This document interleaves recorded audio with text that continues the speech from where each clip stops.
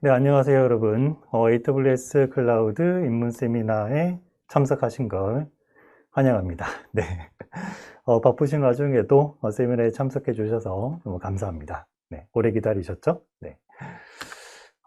우선 저는 오늘 세미나를 진행하게 된 AWS 공인 강사 박태진이라고 합니다. 반갑습니다, 여러분. 네. 제가 지금 채팅창이 옆에 다른 컴퓨터에 켜져 있는데, 네. 너무 멀어서 네, 제가 세미나를 진행하면서 실시간으로 볼 수는 없을 것 같아요. 하지만 세미나가 끝나고 나서 마지막 부분에 그 Q&A를 하는 시간이 따로 마련이 되어 있기 때문에 중간중간에 질문을 못 올리시더라도 제가 답변을 못 하더라도 마지막 끝날 때 부분에 Q&A 시간에 답변을 해드리도록 하겠습니다. 자, 오늘 세미나는 참석하시는 분들이 대부분 이제 막 클라우드 컴퓨팅에 흥미를 갖기 시작했거나 아니면 조금 사용해 보신 분들일 거라고 생각을 했어요. 그래서 이번 세미나에서는 클라우드 기술에 대한 어떤 깊이 있고 어려운 내용은 다루진 않고요. 여기 목차에 있는 주제처럼 클라우드 컴퓨팅이 어떤 건지, 그리고 클라우드 컴퓨팅의 특징과 장점에는 무엇이 있고, 또 AWS 클라우드를 어떻게 사용할 수 있는지에 대해서 차근차근히 설명을 드리고, 데모를 통해서 실제로 어떻게 사용이 되는지를 보여드리도록 하겠습니다. 그리고 마지막으로 사전 질문과 현장 질문에 대한 답변 시간이 있는데, 이 시간에는 KG 에듀원에서 AWS 관련 업무를 총괄하시는 팀장님과 같이 진행을 할 예정이에요. 그래서 저 혼자 이렇게 하다가 Q&A 시간이 되면 무엇이든 물어보세요 섹션이 되면 다른 한 분이 들어오실 건데, 갑자기 누가 들어오더라도 당황하지 마시고 네, 잘 참여를 해주시면 감사하겠습니다. 네. 자, 그러면 세미나를 시작해 보도록 하겠습니다. 자, 우선 첫 번째 주제는 클라우드 넌 누구니? 라고 하는 주제인데, 우리 좀 친해져야 되지 않을까? 너란 애는 요즘 많이 인기가 있는데 네가 과연 어떤 녀석이냐? 라고 하는 걸 한번 알아보도록 하겠습니다. 자, 우선 클라우드 컴퓨팅에 대해서 먼저 설명을 드리기 전에 이 클라우드 컴퓨팅 환경의 특징이나 장점을 좀 더 잘 이해를 하려면 클라우드 컴퓨팅이 아닌 다른 일반적인, 즉 클라우드 이전에 사용했었던 인프라 환경에 대해서 먼저 알고 계셔야 돼요. 자, 그런 환경이 즉 클라우드와 반대되는 의미의 환경을, 클라우드 이전의 환경을 온프레미스 환경이라고 부릅니다. 즉 실제 물리적인 서버랑 네트워크 장비, 기타 등등을 이용해서 인프라 환경을 구성했던 것을 온프레미스라고 불러요. 그래서 이런 온프레미스 환경은 어떤 조직이 비즈니스나 프로젝트를 진행하기 위해서 필요한 이런 IT 자원들을 직접 구매해서 여기 있는 그림과 같이, 사진과 같이 회사 내부의 서버실 또는 어떤 데이터 센터에 직접 구축하고 운영하는 방식을 의미합니다. 그래서 비즈니스에 필요한 IT 자원을 직접 구매하고 소유해서 컴퓨팅 처리를 하는 방식을 온프레미스 환경이라고 부르는데, 이런 온프레미스 환경을 직접 구축하는 작업은 여기 있는 내용처럼 많은 부분들을 요구하는 그런 작업이다 라고 생각하시면 되겠습니다. 자, 먼저 목적에 맞는 IT 자원들, 즉 서버나 스토리지, 네트워크 장비 이런 것들을 먼저 선택을 해야겠죠. 어떤 게 필요하냐 라고 하는 걸 고려를 해서 어떤 장비를 구입할 건지를 선택을 하고요. 그런 장비를 구매하기 위한 어떤 자본금, 즉 예산 이런 것들이 먼저 확보가 돼야겠죠. 그리고 장비를 선택하는 경우에도 여러 다양한 그런 벤더사들이 있고요. 각각의 벤더사들이 제공하는 모델이나 가격, 성능, 호환성 이런 것들을 전부 다 검토를 해야 됩니다. 그래서 어떤 경우에 따라서는 실제 성능이랑 기능 이런 것들이 충족하는 환경인지 아닌지를 테스트하는 그런 경우도 실제로 있어요. 그래서 이러한 과정을 거쳐서 가장 적절한 장비를 선택을 하고, 그 다음에 주문하고, 그 다음에 즉 발주를 하게 된다라는 거죠. 그래서 실제로 주문하게 되면 이런 장비가 회사에 도달할 때까지 얼마나 걸리느냐. 빨리빨리 서둘러도 한 몇 주가 걸려요. 또는 몇 개월의 시간이 필요하다라는 거죠. 즉 그 기간 동안은 프로젝트를 진행한다든지 서비스를 한다든지 이런 것들을 할 수 없는 기간에 해당이 될 겁니다. 자, 그리고 그렇게 해서 물론 장비가 도착하더라도 장비가 이제 실제로 사용이 되기 전까지 여러 가지 세팅을 하는 그런 작업들도 필요합니다. 장비가 도착하기 전에 서버실이나 데이터 센터에 어디에다가 실제로 배치를 할 건지, 그리고 공간은 충분한지, 뭐 전원이나 이런 것들이 용량이 충분한지 이런 것들을 전부 다 확인을 하고 있어야 된다는 거죠. 자, 그렇게 해서 주문을 하고 나서 몇 주 뒤에 서버가 도착했습니다. 그러면 여기 있는 사진처럼 계획했던 위치에 서버를 배치를 하게 되고요. 그 다음에 굉장히 복잡한 어떤 케이블링 작업이라든지 사전에 물리적인 어떤 세팅하는 작업들이 그 다음에 쭉 진행이 돼야 될 거고요. 이런 전원 케이블과 모든 작업들이 끝나게 되면, 마무리를 하게 되면 장비에 대한 여러 가지 설정들이 그 다음에 들어가게 될 겁니다. 즉 스위치, 라우터 설정부터 해서 뭐 VLAN을 사용할 건지 말 건지, 뭐 경로 조정을 어떻게 할 건지, 뭐 라우팅 프로토콜은 어떻게 구성할 건지, 뭐 필터링 기타 등등 여러 가지 설정 작업까지 마무리가 돼야 될 겁니다. 자, 이런 작업들이 쭉 진행이 전부 다 됐어요. 그렇다고 해서 그게 마지막 작업이 아니라는 거죠. 거기서 끝난 게 아닙니다. 서버가 배치가 되긴 했지만 이걸 쓸 수 있는 상태가 아니라는 겁니다. 뭐가 필요하냐? 운영체제가 필요하게 돼요. 즉, 렉에 마운트된 서버에 운영체제를 설치합니다. 뭐 리눅스나 윈도우, 기타 등등 여러 가지 운영체제들 중에 어떤 걸 쓸 건지를 선택을 하고요. 그 다음에 운영체제를 설치를 하게 될 거고, 각각의 운영체제 업데이트, 패치 작업 이런 것들도 적용이 돼야 되고, 보안성에 문제가 없는지 또는 어떤 안정성에 문제가 없는지 테스트가 끝나면 그 다음에 이제 실제로 사용을 하게 될 개발팀에게 이제 넘어가게 되는 겁니다. 근데 이제 개발팀에게 서버를 넘겨주기 전에 뭐 필요한 계정의 생성이나 뭐 권한 설정 이런 것들도 추가로 해야 되겠죠. 자, 이렇게 해서 인프라를 담당하는 담당자가 이런 작업들을 전부 다 해주게 되면 이제 개발자나 또는 운영 환경에서 실제 서버가 사용이 되는데, 인프라를 담당하는 담당자 역할이 여기가 끝이 아니에요. 그 다음에 또 뭘 해줘야 되냐 하면 유지보수가 필요합니다. 즉, 이러한 작업이 끝나고 나서도 유지보수를 하기 위한 여러 가지 지속적인 작업이 추가로 계속해서 진행이 되는데, 즉 장애가 발생하면 장애에 대한 대응을 해야 되고, 용량이 생각했던 것보다 더 많이 필요해요. 그러면 용량이 부족하게 되면 계획을 다시 세워서 앞에서 얘기했던 그런 과정을 계속해서 반복해서 수행을 하는 겁니다. 즉, 온프레미스 환경에서 직접 인프라를 구현하는 거는 이렇게 많은 비용도 들어가고요. 시간, 인적 자원이 또 많이 발생하게 되고, 신경 써야 될 것들이 굉장히 많은, 무지무지하게 많은 그런 작업이 바로 온프레미스 환경에서의 작업이에요. 그렇다면 이런 온프레미스 구축 환경에서 발생하는 여러 가지 부하나 부담들을 줄일 수 있는 방법은 뭐가 있을까? 그게 바로 오늘 소개를 해드리고자 하는 클라우드 컴퓨팅입니다. 즉, 클라우드 컴퓨팅을 이용하게 되면 앞에서 알아봤던 온프레미스 환경에서의 많은 부하를 줄이는 게 가능하다는 거죠. 그래서 요즘 많은 기업들이 클라우드 컴퓨팅을 사용하고 있습니다. 즉, 온프레미스 환경과 비교했을 때 이런 클라우드 컴퓨팅의 가장 큰 특징은 IT 자원을 직접 구매하고 구축하고 하는 방식이 아닌, 여러분이 집에서 쓰는 뭐 수도와 전기처럼 IT 자원을 서비스로서 이용할 수 있다는 게 바로 가장 큰 특징이에요. 즉, 사용자들은 서버나 스토리지, 데이터베이스 등과 같은 이런 IT 자원을 직접 구매, 소유할 필요가 없게 되는 거죠. 그러면 그거에 대한 관리적인 부담이나 또는 어떤 용량의 변화에 대한 뭐 대응이나 이런 것들을 할 때 속도도 빨라지고 부담도 굉장히 적어진다라고 하는 게 장점입니다. 즉, 작업자의 컴퓨터가 인터넷에 연결만 되어 있다면 필요한 시점에 클릭 몇 번으로 원하는 용량의 다양한 컴퓨팅 자원을 몇 분 안에 굉장히 빠르게 제공을 받아서 서비스를 진행할 수가 있고요. 몇 개월이나 또는 뭐 몇 주가 소요됐던 그런 온프레미스 환경과 다르게 몇 분이면 안정적으로 동작하는 원하는 용량의 IT 자원을 만들어서 빠르게 프로젝트를 진행하는 것이 가능합니다. 자, 그리고 비용 같은 경우도 실제 서버실 같은 공간을 임대를 하고 장비를 구매하는 등의 많은 초기 비용이 투자되는 온프레미스 환경과 다르게 클라우드 같은 경우는 사용한 만큼만 비용을 지불하면 됩니다. 즉, 종량 과금제 방식으로 운영이 되는 게 바로 클라우드 컴퓨팅의 환경이라고 보시면 되겠습니다.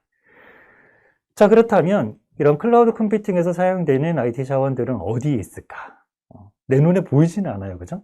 클라우드 컴퓨팅에서 만들어지는 여러 가지 뭐 서버나 네트워크, 스토리지 이런 것들은 실제로 눈에 보이진 않지만 어딘가에는 있을 거예요. 그게 어디 있느냐? 클라우드 컴퓨팅을 제공해주는 이러한 굉장히 큰 회사가 소유하고 있는 데이터 센터에 엄청나게 큰 규모로 만들어져 있는 이런 데이터 센터 안에 여러분이 만든 서버나 네트워크 기타 등등의 여러 가지 자원들이 만들어지고 관리가 되는 겁니다. 즉, AWS와 같이 전 세계의 고객을 대상으로 이런 클라우드 컴퓨팅을 제공해주는 업체들은 전 세계 여러 지역에, 굉장히 많은 지역에 이런 사진과 같은 대규모의 데이터 센터를 미리 구성해 놓고 여러분들의 요구가 있을 때마다 그때그때 빠르게 필요한 컴퓨팅 리소스를 만들어서 제공을 해줍니다.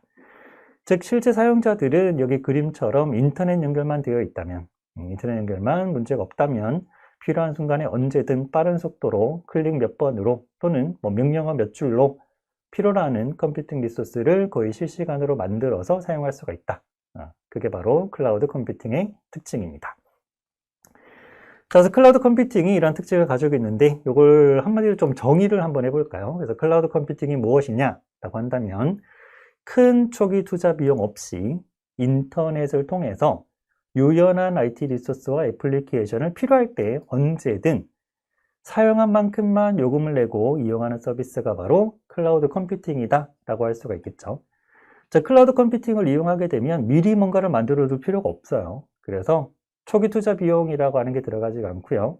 인터넷을 통해서 유연한, 즉 한 번 만들어졌다고 해서 딱 고정이 되어 있는 것도 아니고 언제든 규모나 또는 성능을 바로바로 변경할 수 있는 그런 유연한 IT 리소스와 애플리케이션을 만들어서 쓸 수가 있습니다. 언제?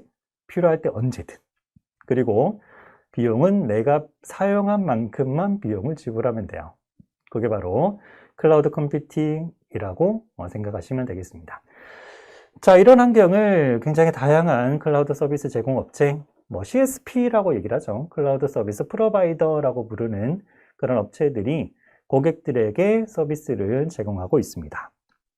자, 그런 업체들, 여러 업체들이 있는데 그 중에 가장 인기가 많고 가장 많이 사용이 되는 클라우드 플랫폼이 바로 아마존이라고 하는 회사에서 제공해주는 AWS라는 서비스입니다.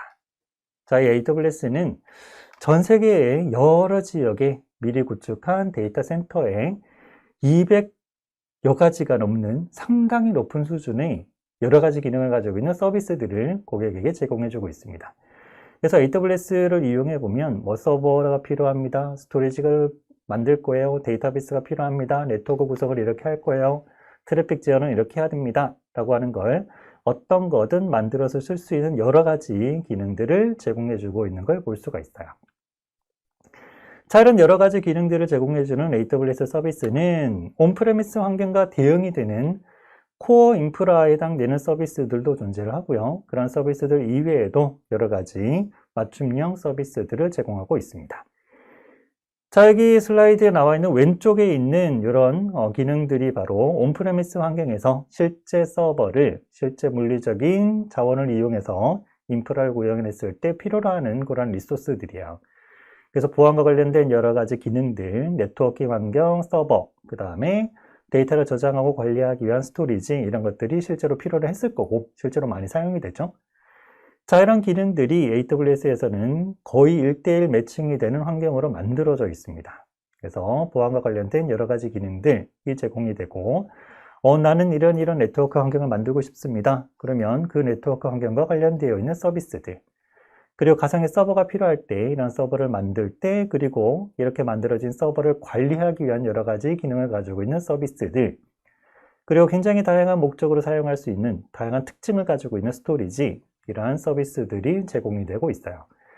즉 AWS라고 하는 서비스는, 즉 아마존 웹 서비스라고 하는 서비스는 서버가 만들어야 되는데, 서버가 필요한데, 그러면 서버를 만들고 그렇게 만들어진 서버를 관리하기 위한 여러 가지 기능을 가지고 있는 서비스, 네트워크를 만들고 네트워크의 트래픽을 제어하기 위한 기능을 가지고 있는 서비스, 스토리지를 만들고 스토리지를 관리하기 위한 기능을 가지고 있는 서비스, 이러한 서비스들이 270여 가지가 만들어져 있고요. 이러한 서비스들의 묶음을 AWS라고 생각하시면 되겠습니다. 자, 그리고 AWS는 이런 코어 인프라 서비스 외에도 빅데이터나 머신러닝, IoT 환경이나 블록체인 등의 여러 가지 고객들이 필요로 하는 여러 가지 수많은 서비스들을 제공해주고 있고요. 이러한 기능들을, 이러한 서비스들을 이용해서 쉽고 빠르게 사용할 수 있도록 원하는 환경을 만들 수 있도록 계속해서 서비스들을 제공해주고 있습니다. 자, 지금까지 온프레미스와 클라우드 컴퓨팅 환경을 서로를 비교했는데 비교를 하실 때 핵심이 되는 부분은 이 부분이라고 생각을 하시면 됩니다. 온프레미스 환경은 실제 물리적인 서버를 쓴다. 실제 물리적인 자원을 이용하는 게 바로 온프레미스 환경이에요. 그러다 보니 컴퓨팅 리소스를 만들 때 초기 투자 비용이 반드시 들어가야 된다라고 하는 특징을 가지고 있죠. 그래서 이 정도의 서비스를 할 거야. 이 서비스는 이렇게 발전할 건데 그러면 고객이 이렇게 늘어날 거고 그러면 컴퓨팅 리소스는 얼마나 확보가 돼야 돼 라고 하는 걸 예측을 해서 미리미리 선투자를 하고 선투자한 만큼 리소스를 확보해서 사용하는 게 바로 온프레미스 환경입니다. 그러다 보니 예측이 정확하지 않다면 리소스가 부족하거나 남아도는 현상이 벌어질 거고 부족한 경우 서비스 지연이나 또는 장애가 발생할 수가 있겠죠. 그리고 리소스가 남아도는 경우 비용의 손실이 생길 수가 있어요. 근데 클라우드 컴퓨팅은 빠른 속도로 내가 원하는 리소스를 바로바로 만들어서 쓸 수 있도록 해줍니다. 즉 서버가 필요해? 그러면 몇 분 만에 만들어서 쓸 수 있도록 해줄게. 스토리지가 필요해? 부족해? 그럼 몇 분 만에 만들 수 있어. 그게 바로 클라우드 컴퓨팅의 특징이죠. 그래서 클라우드 컴퓨팅을 사용하게 되면 미리미리 만들어둘 필요가 없다.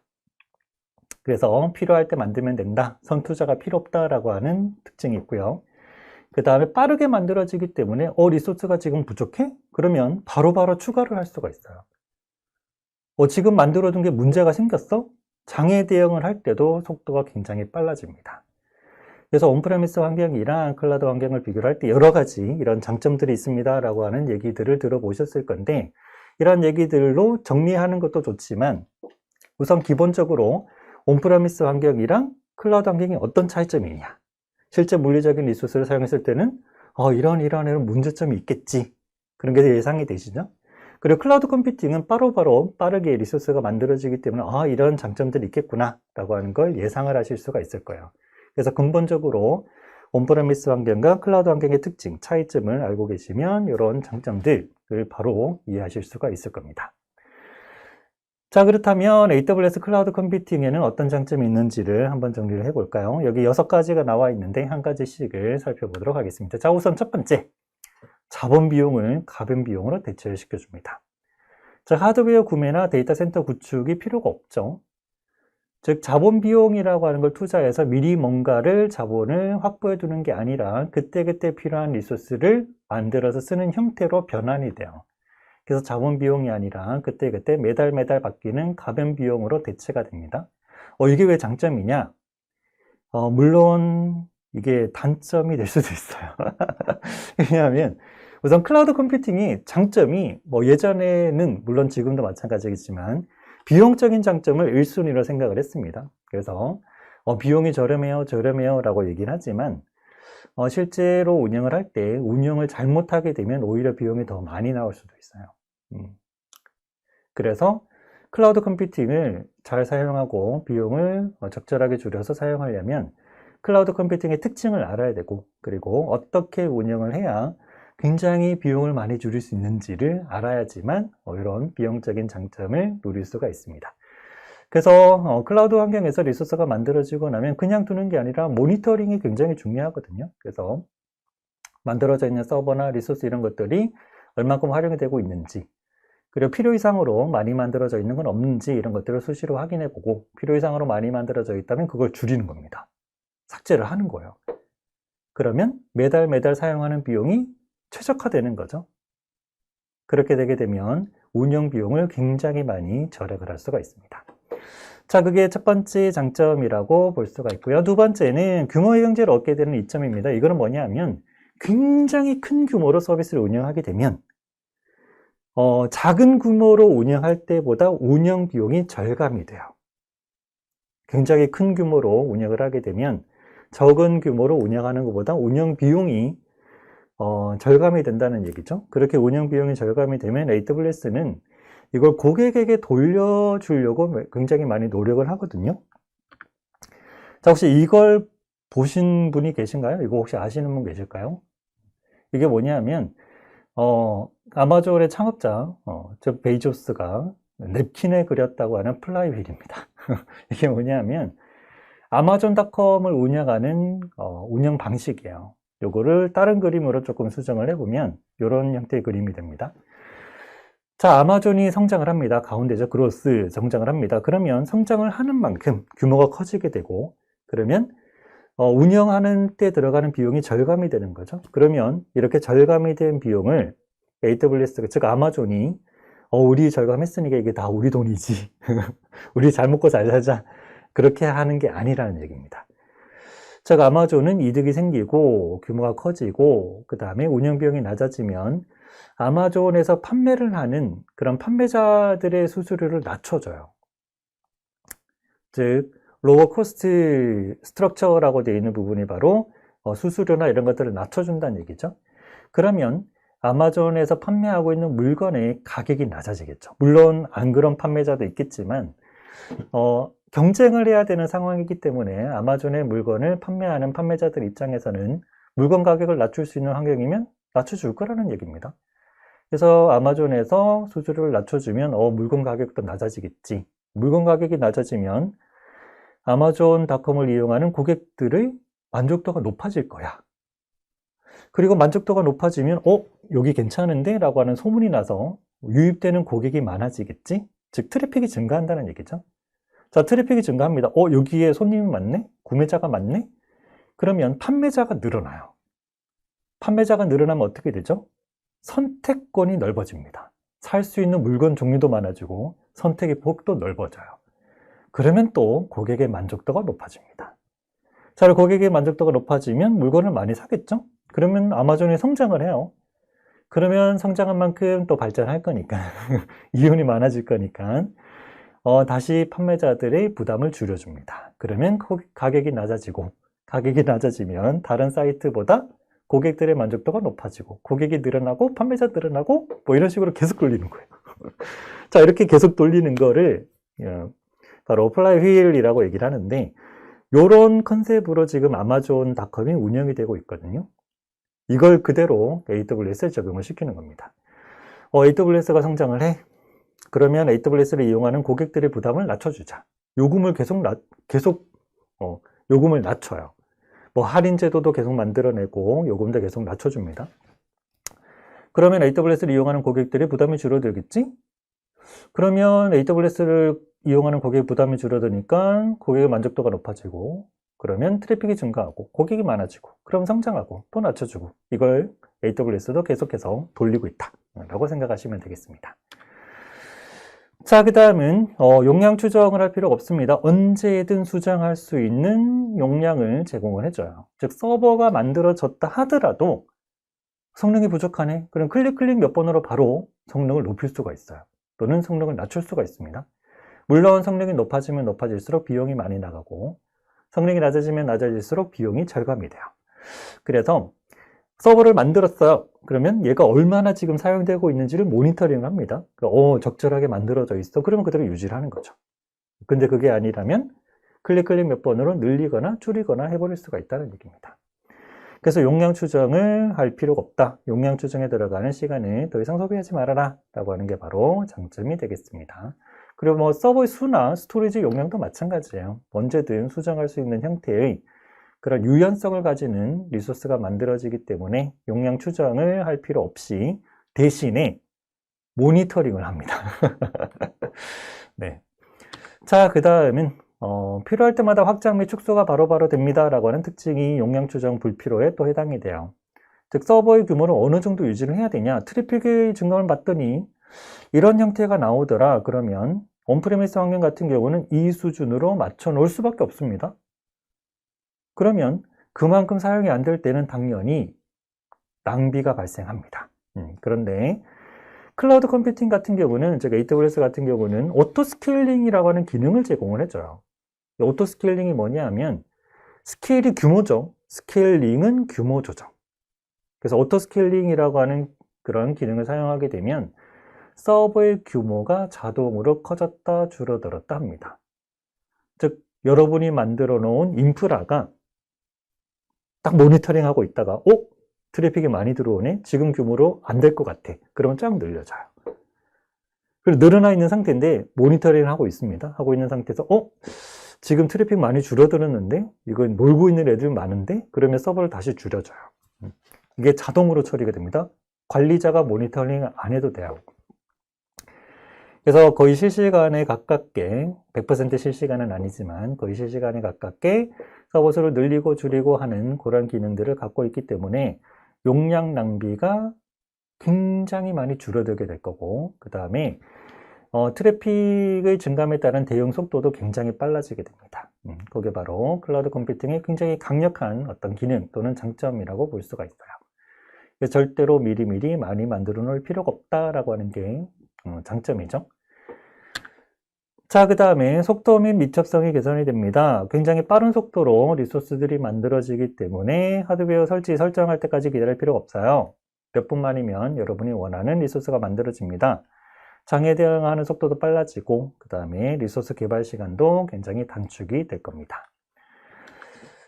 자, 그 다음은 중요한 문제에 집중을 할 수 있는 환경을 만들어준다. 이게 바로 요즘 클라우드 컴퓨팅의 가장 큰 장점이라고 얘기하는 부분이에요. 그게 뭐냐 하면 온프레미스 환경에서 그 인프라를 만들고 관리를 하게 되면 계속해서 신경을 써줘야 되는 거죠.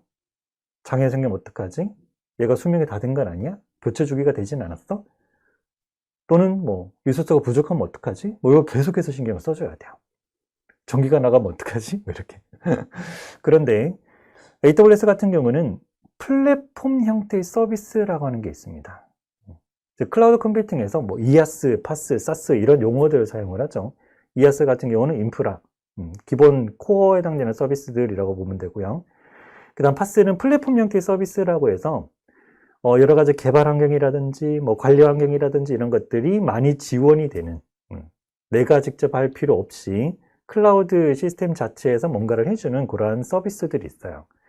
그런 플랫폼 형태의 서비스를 사용하게 되면 관리적인 부담을 많이 줄일 수가 있습니다. 그래서 인프라에 대한 관리적인 부분에 대한 이러한 시간이나 인력을 많이 줄일 수가 있기 때문에 거기에서 절약한 시간, 비용, 인력을 실제로 경쟁력을 가져야 되는 부분에 투자를 할 수 있도록 해준다 라고 하는 게 바로 중요한 문제에 집중을 할 수 있는 여력을 만들어준다라는 장점입니다. 자, 그래서 클라우드 컴퓨팅을 이용하면, 즉 AWS라는 서비스를 이용하게 되면 이런 관리적인 부담을 굉장히 많이 줄일 수가 있기 때문에 중요한 문제에 집중할 수 있는 여력이 생기고요. 그러한 여력이 바로 경쟁력이라고 하는 걸 키워줄 수 있는 환경에 해당이 될 겁니다. 그래서 클라우드 컴퓨팅을 이용하는 업체와 이용하지 않는 업체가 갈수록 차이가 생기게 되는데 그 가장 큰 차이가 바로 경쟁력이에요. 물론 비용적인 그런 차이도 생기게 되겠죠. 자, 그 다음은 몇 분 만에 전 세계를 대상으로 한 서비스를 배포할 수가 있습니다. 자, 여러분, 아시아에 있는 고객들을 대상으로 서비스를 하고 있는 업체가 있습니다. 그러면 아시아 어딘가에 서버가 만들어져 있겠죠. 뭐 예를 들어서 뭐 서울의 어디에 또는 경기도 어디에 서버실에 서버가 만들어져 있고 운영이 되고 있어요. 자, 이 상태에서 최근에 트래픽을 분석해 봤더니 저기 유럽에서 저기 미국에서 막 트래픽이 슬슬슬 들어오기 시작해요. 우리는 거기에 광고 한 적 없는데? 우리 거기에 진출한 적 없는데? 거기에 고객이 있나? 뭔 일이지? 라고 그냥 넘어갔다가 며칠 뒤에 다시 이렇게 분석해 봤더니 트래픽이 더 늘어난 거예요. 왜 그런가 확인해 봤더니 해당 지역에 우리 서비스가 입소문을 타고 이제 인기를 슬슬 끌기 시작한 거예요. 비록 광고도 안 하고 진출도 안 했지만, 자, 그런 상황에서 온프레미스 환경이라면 어떻게 해야 되느냐? 자, 해당 지역에 진출을 해야겠죠? 그러려면 유럽이라면 예를 들어서 유럽이라면 유럽 어딘가에 있는 나라에 현지 법인 설립하고 여기 있는 것처럼 그 다음에 사무실 대여하고 서버실 대여하고 장비 구입하고 네트워크 환경 구성하고 서버 설치하고 쭉쭉쭉쭉 진행을 합니다. 자, 이거 하는데 시간 얼마나 걸릴까요? 한 몇 개월 걸리겠죠, 그죠? 정말 빨리 서둘러도 한 반년 정도 걸릴 것 같아요. 그런데 AWS 서비스를 이용하면 3번부터 9번까지 굉장히 빠른 속도로 진행이 됩니다. 자, 서울에 어디 데이터 센터에 있는 곳을 쓰고 있었어요. AWS 리전이라고 하는 단위가 있거든요. 여기 보면 전 세계에 분포된 여러 AWS 리전이라고 돼 있죠. 자, 여기 리전이라고 하는 게 바로 선택하는 위치입니다. 그래서 서울 지역을 선택을 했어요. 거기서 서비스를 하고 있습니다. 그 상태에서 유럽에 진출해야 돼. 그러면 서울에 있는 엔지니어가 그냥 그 자리에서 원래 자기 책상에서 앉아서 편안하게 유럽 어딘가에 있는 지역을 선택을 해요. 그리고 서울 지역에 만들어져 있는 인프라와 똑같은 인프라를 복사하듯이 만들어낼 수가 있습니다. 그러면 구조가 복잡합니다. 그러면 뭐 한두 시간 안에 구조가 굉장히 심플해요. 그러면 뭐 몇십 분 안에 똑같은 인프라를 바로 만들어낼 수가 있습니다. 물론 인프라만 만들어진다고 해서 전부가 아니고 뭐 다른 어떤 여러 가지 설정이 필요한 경우도 있겠죠. 데이터를 옮겨야 되는 경우도 있기 때문에 뭐 몇 시간 만에 전부 다 해결되진 않겠지만 며칠 안에는 굉장히 빠른 속도로 다른 지역의 서비스를 바로 오픈할 수가 있습니다. 이게 굉장히 큰 장점이라고 생각할 수가 있겠네요. 그래서 AWS를 이용하게 되면 그러한 글로벌 형태의 인프라를 이용해서 원하는 지역에 빠른 속도로 리소스를 배포할 수 있다라고 하는 장점이 있습니다. 그래서 클라우드 컴퓨팅의 장점 또는 AWS 서비스의 장점을 이렇게 생각할 수가 있겠네요. 잡은 비용이 가은 비용으로 대체가 돼서 비용 관리를 철저하게 잘한다면 굉장히 많은 비용 절약 효과가 있을 거고요. 금액응제 또한 AWS를 이용하는 고객들에게 금전적인 부담을 완화시켜 주게 될 거고, 그 다음에 굉장히 빠른 속도로 리소스가 만들어진다. 그리고 관리적인 부담을 많이 줄여줄 수 있는 서비스가 있다라고 하는 특징 때문에 용량 추정을 할 필요도 없고 속도 및 밀접성이 개선이 되고 중요한 문제에 집중할 수 있는 그런 환경이 제공이 됩니다. 그리고 AWS가 전 세계적인 규모로 운영하고 있는 그런 글로벌 인프라를 이용한다면 몇 분 만에 전 세계를 대상으로 해서 내가 원하는 지역, 딱 그 지역은 아니겠지만, 보통 그 인구 밀집 지역에 만들어져 있어요. 그래서 웬만하면 내가 원하는 지역에 여러분이 서버를 만들고 네트워크 만들고 기타 등등의 작업을 통해서 배포를 빠른 속도로 할 수가 있습니다. 자, 이렇게 해서 AWS 서비스의 장점 또는 뭐 클라우드 서비스의 장점이라고도 볼 수 있는 이런 장점들에 대해서 쭉 정리를 해드렸습니다. 이해가 되시나요? 제가 채팅창을 볼 수 있다면 반응을 보고 부연 설명을 드릴 것 같은데 볼 수가 없어서 여기까지 설명을 드리도록 하겠습니다.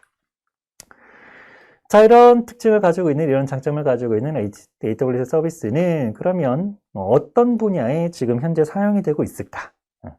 예시를 좀 들어드리도록 하겠습니다. 자, 앞에서 알아본 AWS 클라우드의 장점을 활용하고 있는 다양한 고객들의 사례를 이제 설명을 해드릴 거고, 어떤 조직들이 이런 클라우드 장점을 잘 활용하고 있는지를 알아보도록 하겠습니다. 자, AWS를 이용하는 고객들은 일반 기업들, 엔터프라이즈 고객이라고 얘기를 하죠. 굉장히 큰 규모로 서비스를 하고 있는 기업들도 있고요. 그다음 공공기관도 있고, 스타트업, 즉 뭔가 참신한 아이디어로 이제 뭔가를 시작해보고자 하는 그런 기업들도 AWS 서비스를 이용을 하고 있어요. 그래서 이런 여러 가지 조직들에서 클라우드의 장점들을 활용하고 있고, 그 다음에 실제로 사용하고 있는 사례들이 어떤 사례들이 있는지를 몇 가지를 좀 소개를 해드리도록 할게요. 자, 우선 넷플릭스 굉장히 유명하죠. 오징어 게임.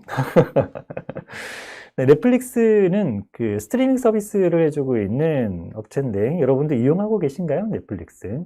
넷플릭스는 지금은 스트리밍 서비스를 하고 있는데 초창기에는 DVD 대여 서비스를 했었어요. 그런 회사였는데 1998년인가요? 그때쯤에 최초로 온라인 DVD 대여 서비스를 시작을 했고 지금은 스트리밍 서비스를 진행하고 있습니다.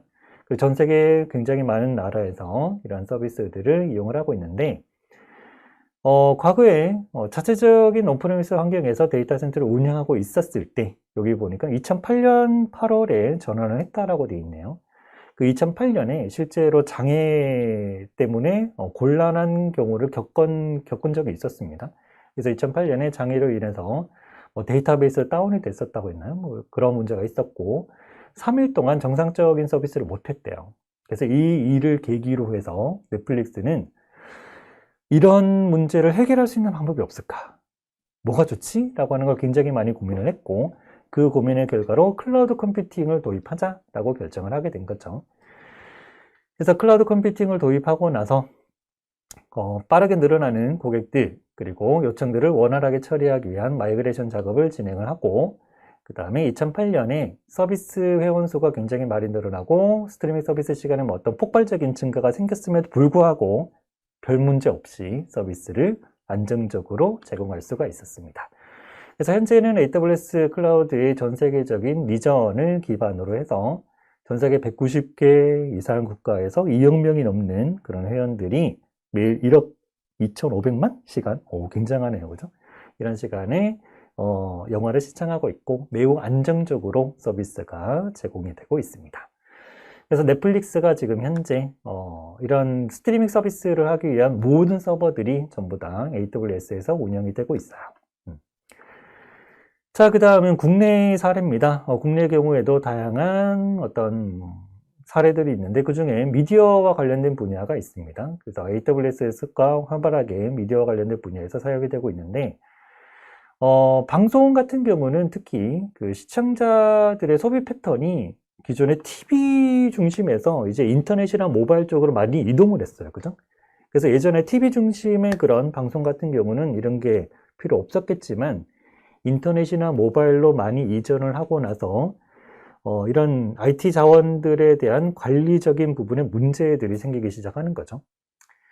그래서 뭐 KBS 같은 경우는 제가 듣기로는 2016년에 인기가 있었던 드라마 태양의 후예라고 하시는 그 드라마가 있었는데, 그 드라마의 방영 시간에 평소보다 트래픽이 4배에서 5배 정도 과도하게 트래픽이 집중이 됐었대요.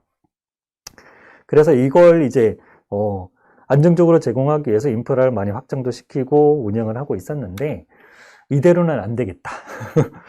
앞으로 더 이런 현상이 더 심해질 건데 이걸 대응하기 위해서 온프레미스 환경에서 운영하는 것은 무리다 라는 생각을 한 거죠. 그래서 2018년 8월에 코로케이션 데이터 센터에서 운영하고 있던 300대의 서버가 한 300대가 있었나 봐요. 그런 서버들을 전부 다 AWS로 이관을 했습니다. 그리고 기존의 데이터 센터는 더 이상 사용하지 않는 상태가 된 거죠.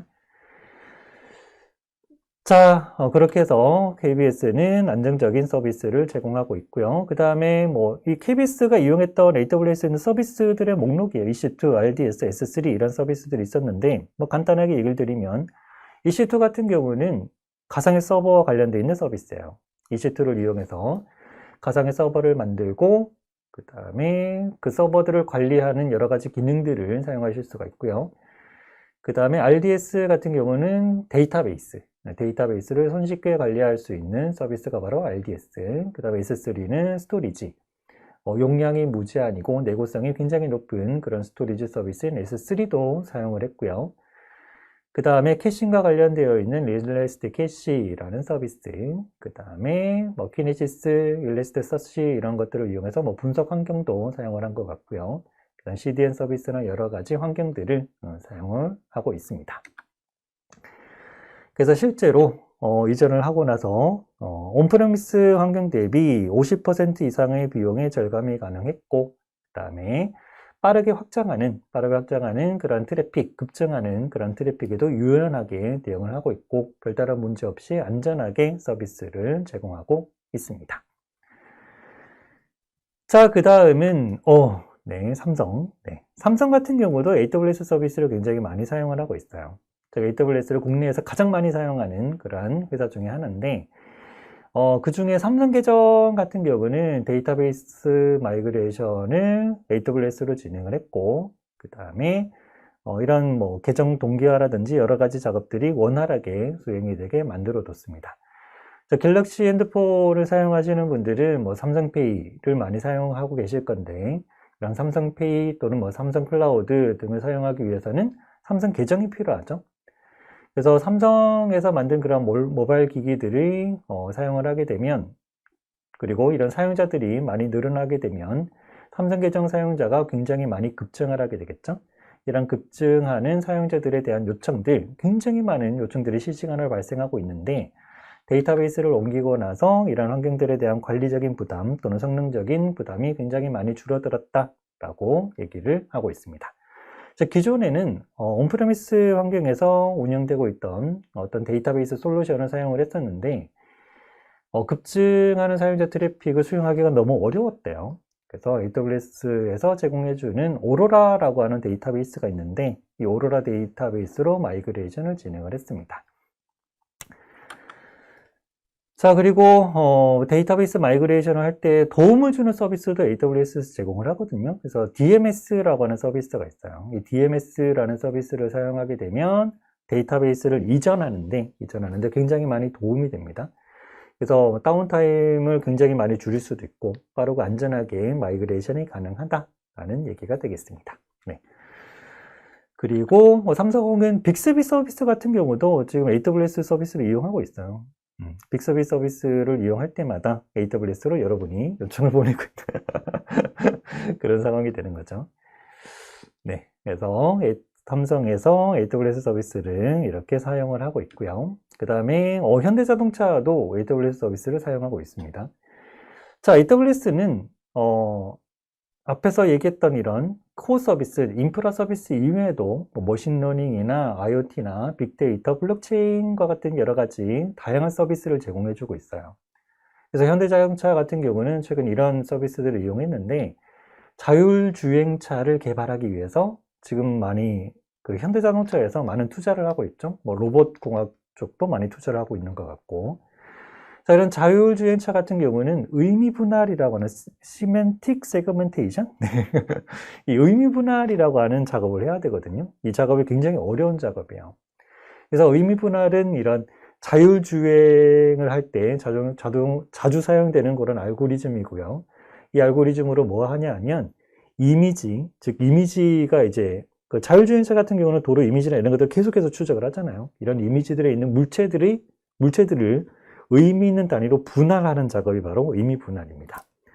그래서 이미지 하나 안에 얘는 사람이야, 얘는 자동차야, 얘는 강아지야, 얘는 신호등이야, 뭐 이런 것들이 구분하는 게 바로 서로 다른 이런 종류의 물체들을 깔끔하게 분할하고 그 다음에 어디에 사용이 되는지 이런 것들을 하는 게 바로 의미 분할입니다. 그래서 의미 분할이 정확히 돼야 자율주행차 같은 경우는 대응을 빠르게 할 수가 있겠죠. 그래서 이런 작업이 필요한데 사람 같은 경우는 솔직히 여러분 사진이나 동영상 딱 보면 이거는 뭐야 이건 뭐야 이렇게 바로바로 구분이 되잖아요. 근데 컴퓨터 같은 이런 기계들은 이런 의미 분할이 너무너무 어렵습니다. 그래서 결코 쉽지 않은 작업인데 딥러닝이 발전하고 나서는 이런 작업들이 굉장히 많이 수월해졌어요. 자, 현대자동차는 이런 기계학습, 즉 딥러닝이라고 하는 걸 이용해서 의미분할이나 이런 것들을 작업을 하게 되는데 기계학습 작업을 준비하는 시간, 처리하는 시간이 너무 오래 걸리니까 개발 일정을 맞추기가 너무 어려웠다라는 거죠. 근데 AWS 같은 경우는 세이지메이커라고 하는 서비스가 있고요. 이 세이지메이커라는 서비스를 사용하게 되면 기계학습에 필요한 프로세스들의 각 단계, 이런 단계들의 부담스러운 작업들을 많이 제거를 해줍니다. 그리고 기계학습 모델 빠르게 구축할 수 있는 환경이나 훈련 환경, 배포 환경 이런 것들이 거의 자동으로 되는 완전 관리형이라고 하는 형태의 서비스이기 때문에 이런 아마존 세이지메이커라는 서비스를 이용하게 되면 머신러닝 환경에 대한 부담을 많이 줄여줄 수가 있거든요. 그래서 현대가 이런 의미분할 환경이라든지 자율주행차 이런 연구 단계에서 AWS에서 세이지메이커라고 하는 서비스를 실제로 사용을 하고 있습니다. 자, 그 다음은 LG전자도 AWS 서비스를 이용하고 있어요. LG 신큐라고 하는 서비스가 있죠. 인공지능 다전, 즉 IoT 환경입니다. IoT 환경. IoT고 그 다음에 인공지능이 적용이 되어 있는 그런 환경인데 이 서비스 같은 경우는 하나의 앱으로 시간과 장소에 구애받지 않고 내가 구입해서 쓰고 있는 LG 전자제품들, 가전제품들을 컨트롤할 수 있는 그런 기능이죠. 이런 환경을 구현할 때도 IoT와 관련되어 있는 여러 가지 서비스 기능들을 구현을 해야 되는데 서버 개발이나 또는 엔지니어 확보나 리소스 확보 이런 것들에 어려움을 겪었다라는 거죠. 장벽이 많이 발생했습니다 라고 되어 있네요. 그래서 이를 해결하기 위해서 AWS 서비스를 이용하려고 결정을 했고 AWS에서 제공해주고 있는 IoT 코어 서비스 그 다음에 뭐 람다와 같은 뭐 서버리스 컴퓨팅 환경이라든지 뭐 데이터베이스 환경 이런 것들을 이용해서 지금 현재 LG 신큐 서비스가 구현이 되고 운영이 되고 있습니다. 그래서 LG 같은 경우도 온프레미스 환경으로 구현했을 때를 생각을 해보게 되면 온프레미스 환경보다 AWS를 이용하니까 구현 비용이나 이런 것들 80%까지 절감을 할 수 있었다라고 되어 있네요. 자, 그리고 여러분 게임 좋아하시죠? 네. 저도 게임을 좋아하는데 게임을 할 시간이 없어서 그렇지 게임을 굉장히 좋아합니다. 자, 여러분들이 즐겨 하시는 이런 게임들도 이런 다양한 회사들에서 제공해주는 게임들 같은 경우도 AWS 서비스를 이용을 하고 있어요. 배틀그라운드로 유명한 PUBG라든가 또는 롤이죠. 롤 게임을 개발한 라이엇 게임즈 또는 블리자드 같은 경우도 AWS 서비스를 이용하고 있고요. 그 외에도 넥슨이라든지 유비소프트라든지 여러 개의 세계적인 그런 게임 회사들이 지금 AWS 서비스를 이용을 하고 있습니다. 게임 서비스를 해주는 회사들, 업체들 같은 경우 거의 90% 이상이 AWS를 이용하고 있다라고 보시면 될 것 같아요. 네. 자, 그 다음은 스타트업 기업들입니다. 좋은 아이디어를 기반으로, 번뜩이는 아이디어를 기반으로 비즈니스를 시작하고 싶지만 이런 스타트업 기업들은 초기 투자 비용, 초기 사업 비용이 부족해서 좋은 아이디어를 가지고 있지만 시작을 못하는 그런 경우도 많이 발생을 했었죠, 예전에는. 그런데 이 클라우드 컴퓨팅이라고 하는 환경이 제공이 되고 나서부터는 스타트업이 뭔가를 시작할 때 진입 장벽이 굉장히 낮아졌습니다. 즉 스타트업의 사례가 이런 클라우드의 장점을 누릴 수 있는 대표적인 그런 경우라고 볼 수가 있겠죠. 즉 비즈니스에 필요한 IT 자원을 서비스로 이용할 수가 있고요. 비즈니스가 확장되는 경우 빠르게 용량에 대한 변화가 가능하다. 그게 바로 클라우드 컴퓨팅이죠. 또는 비즈니스 철수가 결정되는 최악의 경우라도 이거 접어야겠는데? 이거 아닌 것 같은데? 고객들의 반응이 영 안 오는데? 웃을 상황은 아니긴 하지만 그런 경우에도 지금까지 투자한 비용이 적기 때문에 큰 부담 없이 눈물 덜 흘리고 네, 사업을 철수를 할 수 있다라고 하는 그런 장점도 있어요. 즉 리스크가 많이 줄어든다는 거죠. 그래서 이런 스타트업 기업들이 거의 요즘은 이런 스타트업 기업들은 클라우드에서 사업을 시작한다라고 볼 수가 있어요. 그래서 지금 여기 보면은 우리나라 업체들도 있죠. 중고나라라든지 마켓컬리, 배달의 민족, 당근마켓 전부 다 클라우드 환경에서 시작을 했고 지금은 어떻게 보면 스타트업이라고 볼 수 없을 정도로 많이 성장을 했습니다. 네. 자, 그 다음은 공공기관들이 있겠네요. 공공 부분에서도 현재 여러 기관들이 사용을 하고 있어요. 전 세계 정부기관들의 6천여 개의, 6천 수백 개의 기관들이 쓰고 있다라고 얘기를 하고 있고요. 그 기관은 만여 개가 넘고 비영리 기관 같은 경우는 거의 3만 개가 넘는 그러한 상황입니다. 여러분이 많이 들어보셨을 것 같아요. 미국 그런 정보기관들, CIA나 이런, NSA, 이런 기관들, 그다음 FBI? 이런 기관들도, 국가기관들이죠. 이런 기관들도 AWS 서비스를 이용하고 있습니다. 그리고 미국의 가장 큰 연구기관, 나사 같은 경우도 AWS 서비스를 현재 이용을 하고 있어요. 그리고 코로나를 계기로 해서 이런 공공 부분에 대한 수요도 많이 늘어난 것 같아요. 그래서 클라우드 컴퓨팅으로 클라우드와 코로나와 관련되어 있는 여러 가지 대응 환경을 많이 만들어서 쓰고 있죠. 그리고 AWS에 따르면 클라우드 수요가 최근에 가장 높았던 분야 중 하나가 바로 의료기관이었다라고 하는 얘기도 있습니다. 자, 이렇게 해서 엔터프라이즈 기업들, 그 다음 스타트업 기업, 공공기관을 통해서 어떤 기업들이 어떤 환경에서 이런 AWS 서비스를 활용하고 있는지를 살펴봤습니다. 엔터프라이즈 기업들 같은 경우는 우선 요구하는 게 다양합니다. 세 가지를 얘기할 수 있어요. 하나는 성능. 우리는 고객의 규모가 굉장히 크니까 성능이 좋아야 돼. 성능. 그다음 두 번째는 우리 고객들의 데이터가 안전하게 지켜졌으면 좋겠어. 보안이 중요하겠죠? 이런 엔터프라이즈 기업들이 보안도 굉장히 소중하게 생각을 합니다. 그 다음 세 번째는 우리가 엔터프라이즈 기업이지만 돈이 많긴 하지만 우리도 뭔가 새로운 걸 시도해야 되잖아.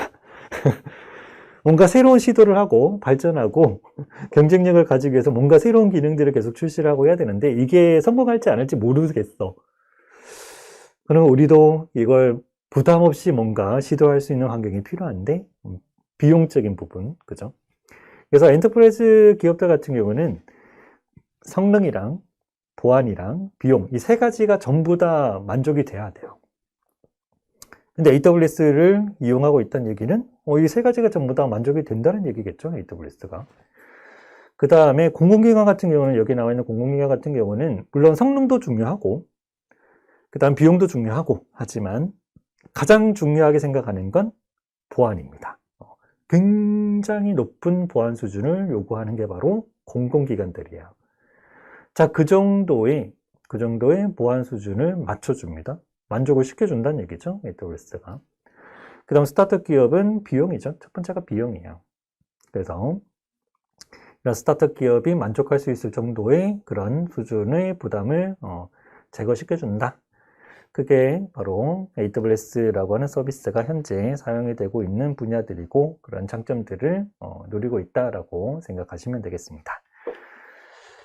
자, 이렇게 해서 클라우드 컴퓨팅이 어떤 건지, 그리고 AWS 서비스가 어떤 서비스인지, 그리고 어떤 장점들이 있는지, 어디에서 많이 사용이 되고 있는지를 쭉 설명을 드렸어요.